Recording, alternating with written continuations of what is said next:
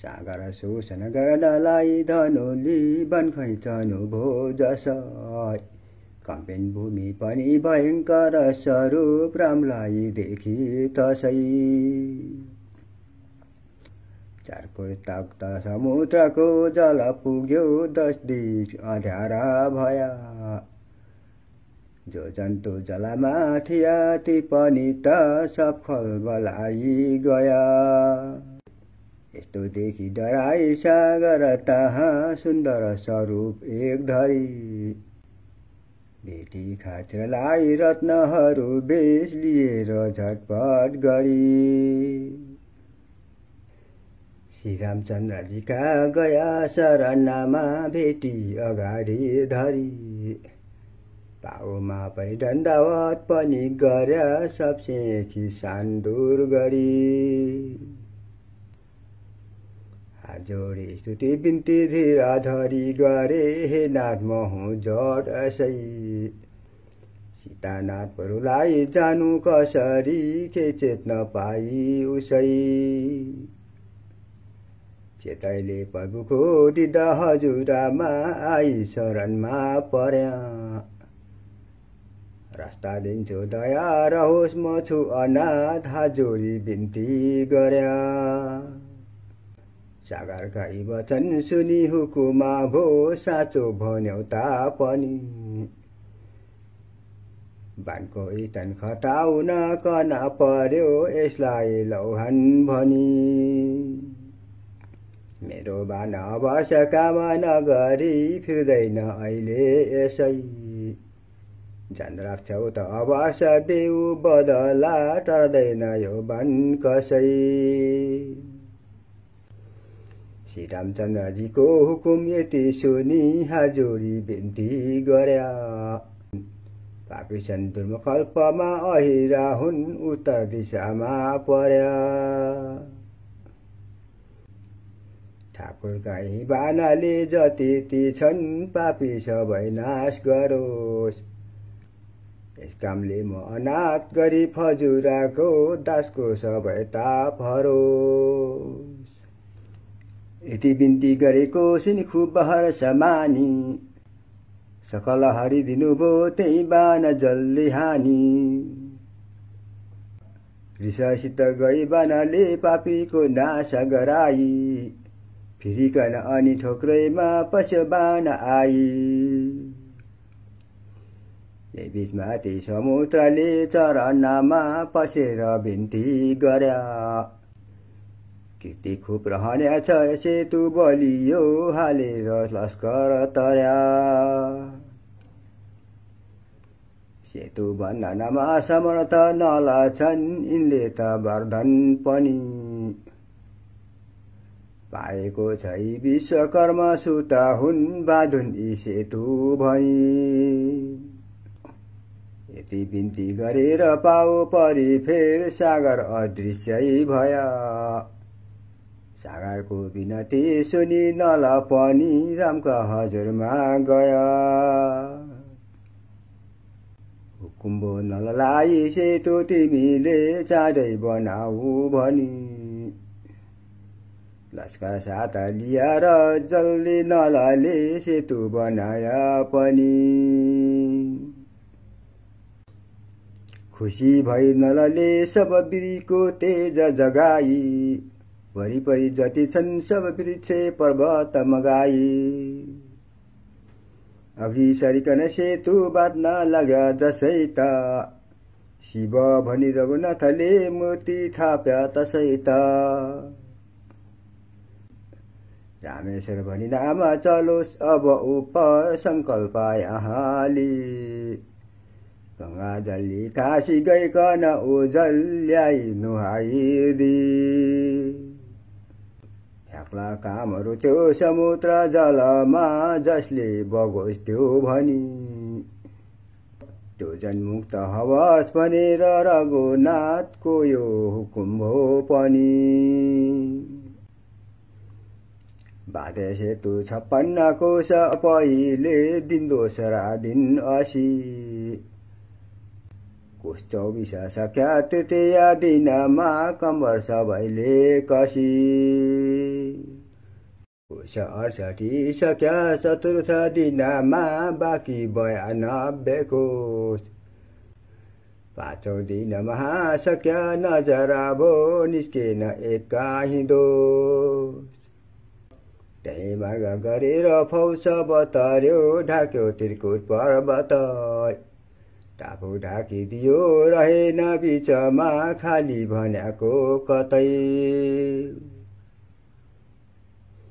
भाइलाई चढाई अङ्गत महा आफू हनुमान महा चढ्नु भो रघुनाथ र जानु पनि भो थियो जग्गा उजहा तहाँ गइकन त्यो विचित्र नगरी लङ्का नजर भो तसै त्यो रावण पनि कौशीमा गए तमास हेर्थ्यो नजर भो जसै यही बीचमा सुखलाई छोडिदिनु भो दौडेर त्यो सुख गयो रावण भाटो तुरुन्त गइकन सबै विस्तार गर्दो भयो पहिले हे महाराज गया हजुरको हुकुम हुनाले तहाँ बाध्या बानरले पर्या सकसामा आउँ कसरी यहाँ अहिले पो रघुनाथका हुकुमाले छोडिदिया जा भनी बाचा बल्ल भनेर हर्षित खुब दौडेर आए पनि आयो फौसौनाथको अति ठुलो यही समुद्रै तरी जितिसक्नु कठिन हुनेछ बलले अहिले लडाई गरी सीताजी लगिरामका शरणमा कि आज पर्नु हवस लड्ने मन छ भन्या तुरुन्त अब लौ सङ्ग्राम गर्नु हवस रामको एक समाचार म भन्दछु हरि सीताजी उन्मतली सङ्ग्राम गर्न अगाडि सर्वखत भो सामने मोहडादी भोलि दस्त गराउँछु अघि खबर दिया उचित हो भनी हाकी भन्छु तलाई छोदिन यसै मैले नमारी पनि रावणलाई सुनाउनु यति थियो हे सुख सुनाइदियास् तै जान्छस् त पठाउँको अरू तहाँ तैले मनाइमा लियास् यस्तो श्री रघुनाथको हुकुमा भो भन्नु समाचार भनी साँचो बिन्ती गरिसक्या उ समाचार मैले हजुरमा पनि मेरो राया म बिन्ती गर्छु अहिले राम हुन् जगतका पति जितिसक्नु कदापि छैन हजुरले क्या भो हजुरको मति सीता लगेर सम्पनु हवस रामका चरणमा परी बाचा यही उपाय देख्छु नहीं त आयो मरणको घडी यो बिन्ती सुखले गर्यो र सुनि खुब रावण रिसायो तहाँ लाग्यो भन्न मलाई पाजी सुकायो अर्ती दिन्या भो यहाँ औरै कोही भया त निश्चय यहाँ मारिदिन्या पो थिया यसका गुण अघिका थिया र गुनाले बाँचिस बिदा जादिया रावणले सुखलाई जा भनी तहाँ बिदा जसै ता दियो त्यो सुख ब्रह्मण हो अघि पछि सरा पर्दा तहाँ त्यो थियो राक्षे सुन श्राप पनि तही छुट्यो बिदा तुरुन्तै भयो रावणदेखि बिदा भयो र पछि त सुख ब्रह्मणै भइ गयो ब्रह्मण हुन् घरमा थिया सुख ऋषि एक दिन अगस्ती गया भोजन दिन्छु अगस्तीलाई म भनी निम्ताती गर्दा भया स्नान सन्द गरी आउँछु तब भनी हिँड्या अगस्ती जसै आयो राक्षस बस दंष्ट रिसले पायो र अन्तर तसै जस्तो रूप छ अगस्तीको उही सहयोग धर्यो र बोल्यो पनि मासु खान मलाई देऊ तिमीले इच्छा छ मेरो भनी यस्तो छल पहिले गर्यो र पछि फेर खान्या बखतमा पनि मासु मानिसको लागि मिसिदियो ठिकसुक पत्नी बनी देख्दा ती अगस्तीका रिस उठ्यो दिया सरापै पनि मासु मानिसको देश त भएस राक्षस अवश्य भनी सुखले बिन्ती गर्या खबर हुन गयो यो छल पर्याको जसै चाँडै छुट्टी हुन्या अगस्ती ऋषिले बेला बताया तसै हे सुग्राम अवतार हुन्या छ बसलौ रावण कहाँ गए तही रामको दर्शन पाउला तही शराब छुट्ला नजाऊ कहीं यस्तो अति अगस्तीको सुनि उसै माफी गएका थिया रामको दर्शनले शराब छुटी गयो फेरि आफ्नै लिया रावणको महातारीको पनि पिता हुँ हित म भन्छु भनी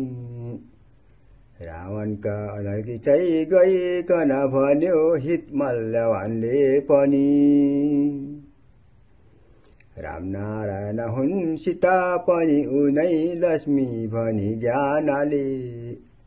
सीता सुम्पिदिहाल राख मनमा पूजा गरी ध्यानले उल्का हुन्छ अनेक अनेक सहरामा उच्च भन्याको रति काहीँ छैन बताऊ क्या म महाराज यहाँ हजुरमा कति त्यसमा बिन्ती छ यो बहुत हजुरमा हित जानी लिनु हवस् सीता नाथकन ईश्वरै बुझी सीता सुम्पेर दिनु हवस् यो बिन्ती सुनि मल्लवानसित बहुत रावण रिसायो तहाँ लाग्यो भन्न रिसाई आज तिमी क्या बोल्छौ बुढा भई यहाँ क्याले राम परमेश्वरै भनी भन्यौ मानिस त हुन्ती पनि लिन्छन् वानरको सहाय कसरी जानु म ईश्वर भनी